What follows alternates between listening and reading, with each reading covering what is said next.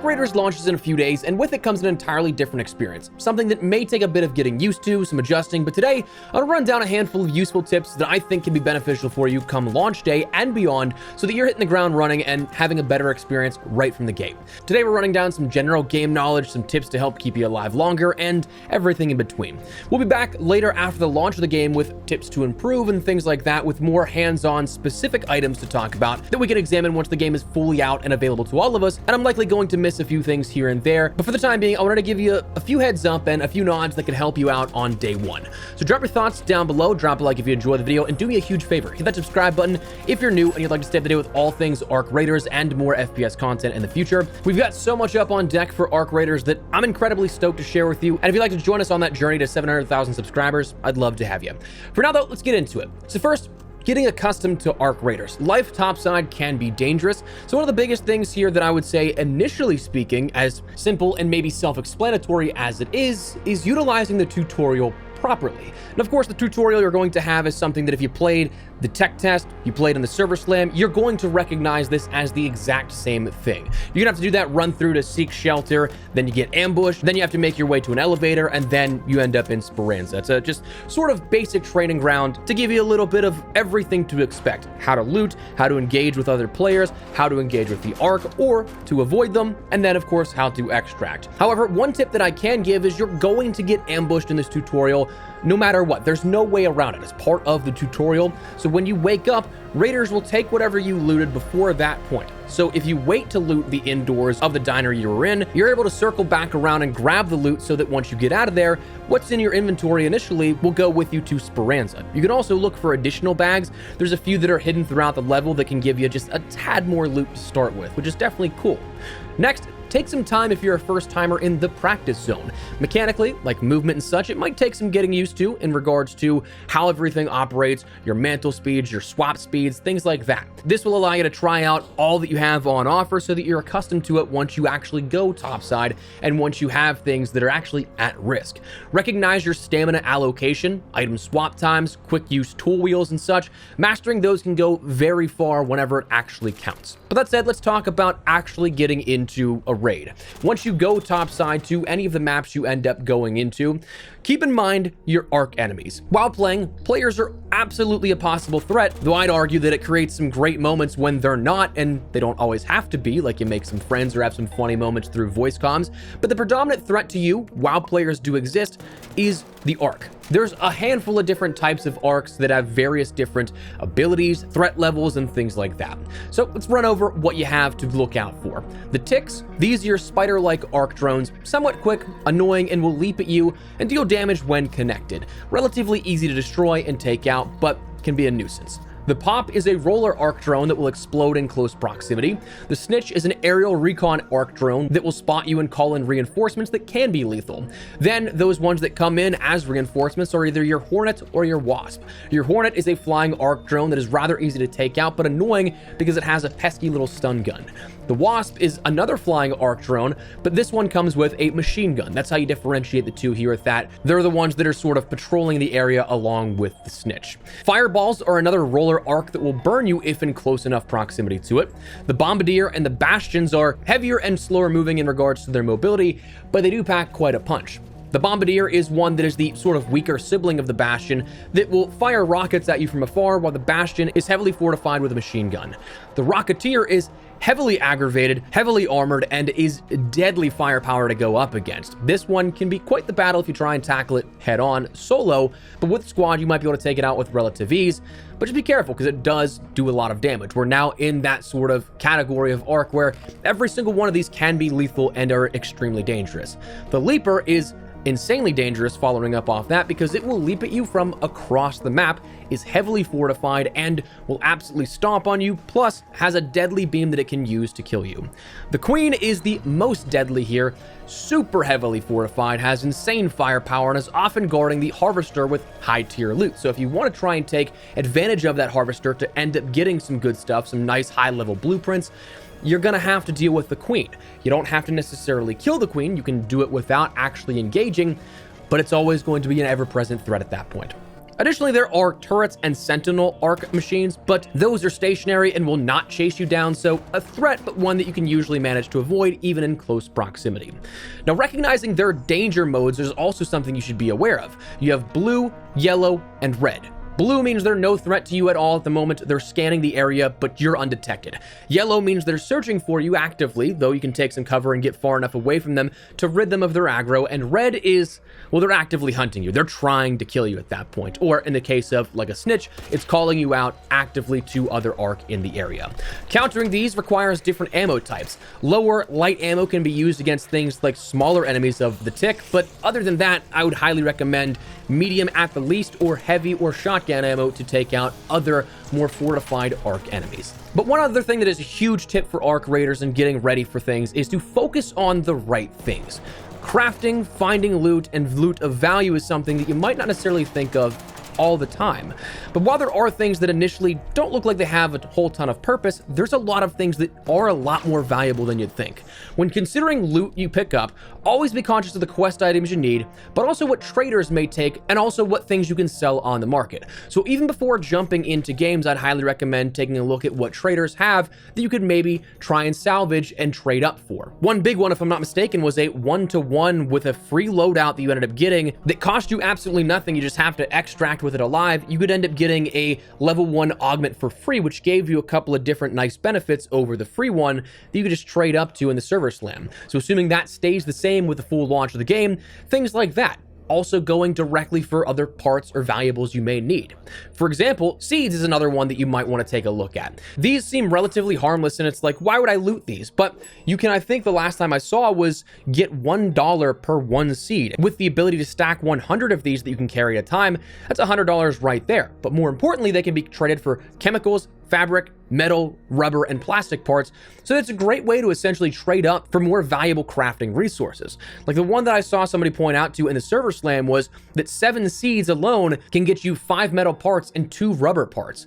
That was the crafting recipe for a pharaoh. So a whole gun being way cheaper than buying it from a different trader or having to try and salvage those different items yourself, you could just consistently kind of farm that at that point, even though in practicality, metal and rubber parts are very easy to come by, but you'll always have that cheaper option there. So an added layer of things that you may not consider, but adding value to seemingly valueless items. Also, recognize that you can craft things in-game. This can help you out big time in a lot of situations. I don't know that I double-checked during the server slam to see if this was still the case, but I can't imagine, being that they've added so much onto the game, why they'd remove this functionality from the tech test back in April. But if you're, say, out of bandages and you have fabric in your inventory, which is pretty common to find, you can craft bandages right there in-game to get extra health. Additionally, make sure you're prioritizing upgrades in things you want to focus on. Each of your stations in your workshop can be upgraded, including Scrappy. So while this comes as a subjective topic, maybe you value weaponry more over healing or vice versa, that you decide to upgrade one over the other. That's a conscious choice you have to make for yourself, and you can stick with it, but it can be very beneficial. You can get higher tier weapons, more availability for better shields or augments and things like that, allowing your inventory or your health capacity to be a little better. If I may add, upgrading or training Scrappy is also incredibly beneficial. Increasing the yields of what he brings to you after every single match is wildly helpful in crafting, setting yourself up for expeditions, and so on and so forth. And also, focusing on the right things, make sure you're paying attention to your skill tree and the skill tree choices you have. These are present within Arc Raiders, giving a sort of RPG element to the game's experience, offering much more depth and complexity than the standard formula of getting in, looting up, and extracting. Skill points are earned each time you rank up, so make sure you're scavenging, staying alive topside, and completing quests in order to gain fast XP and as much progression as possible. There are 3 main wings of these skill trees that we've seen to date: conditioning, mobility, and survival, each offering their own unique attributes that can be upgraded and that can see major benefit.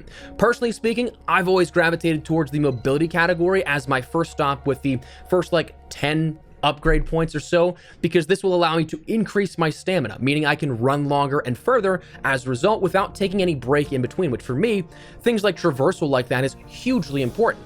This is going to be entirely subjective, so you may not favor the same attributes I do, and that's okay, but recognize the depth and complexity of what you should be working towards in the skill tree and engage with that as soon as possible and as often as possible. Next, let's talk a little bit about some tips for inventory management. You have different types of augments and shields that you should be aware of, where specific types of shields can only be used with specific types of augments. So whereas you may think you have a blue augment or like backpack of sorts and a blue shield, a medium shield, sometimes depending on the type of augment you have, you actually can't take that medium shield and scaling upwards a little bit as well. Like some of the epic tier or pink tier of augments, that level 3 of your backpack system, sometimes those actually don't allow for some epic shields, heavy shields in that case.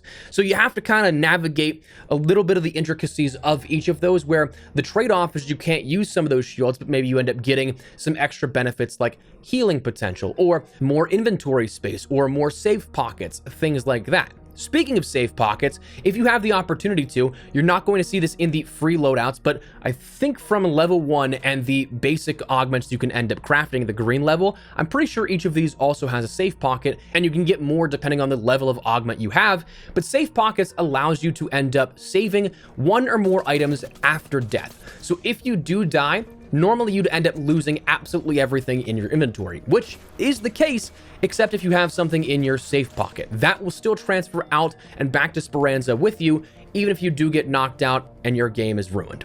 So keep that in mind. Be conscious of it. You can put some certain things in there. Things like weaponry, if I'm not mistaken, cannot go in there, but you end up having the ability to have some higher tier loot saved if you have that option. And then finally, let's talk about some weapon composition for your inventory management.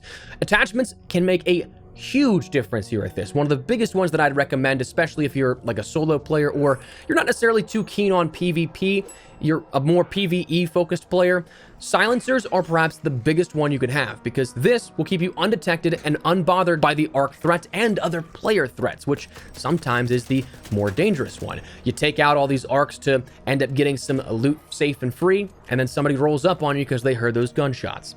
So weapon composition, make sure you're playing around with some attachments that you can end up getting for extended mags, silencers, grips, all that kind of stuff. The next big topic here that I'd like to talk about is engaging in PvP or PvE. Whichever you want, make that consciously known to yourself. There's nothing in Arc Raiders that has been revealed so far, and seemingly developers are pretty adamant about it being the case still the whole way through, where you don't need to PvP if you don't want to. There is no in-game challenge or anything like that that will force you to end up engaging with another player. What this means is that none of the core gameplay loop or progression will force you to do that if you do not want to. However, what this doesn't mean is that players will not be there. Players are always going to be present around you and in the world. It's just up to you if you want to engage with them or not.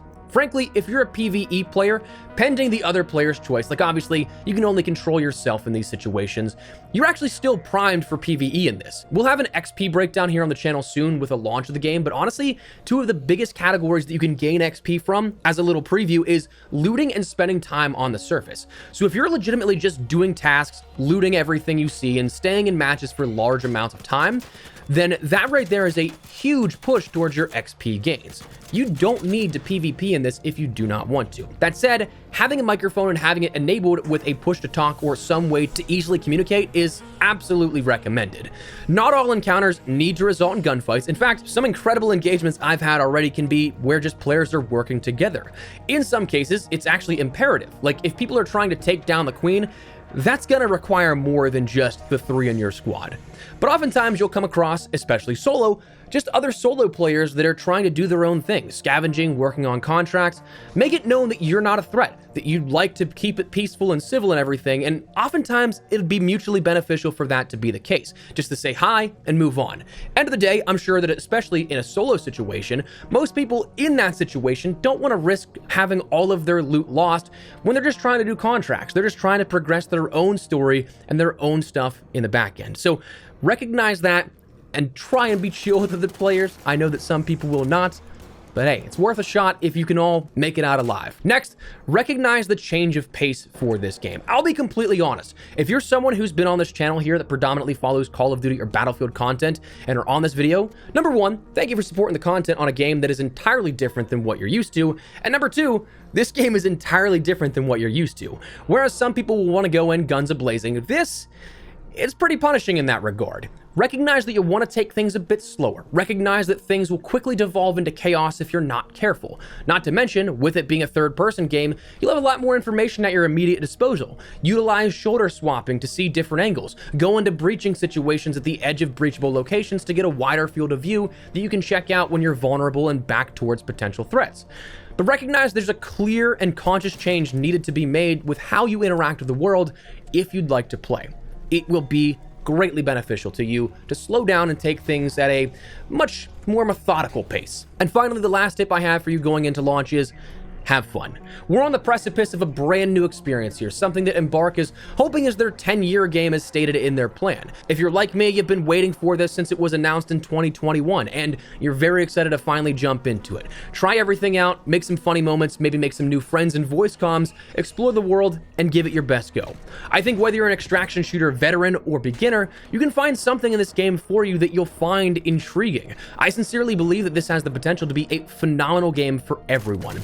Perhaps I think the most approachable extraction shooter to date, with a lower barrier of price point, easy onboarding, plenty of things to do in and out of world. It's just easily accessible in regards to the extraction shooter genre, which I think is awesome. So enlist, resist. I'll see you topside, my friends. Hopefully you found this somewhat insightful. It gave you a bit of tips that you can end up utilizing here come launch day and beyond. But of course, we'll be back with a ton more content talking about Arc Raiders. I'm so stoked. A lot more on deck, so I'd love to have you in the community. Drop a like if you guys enjoy the video. Subscribe to the channel if you guys are new. And I'll see you later. Mine has been Espresso. Take care and peace.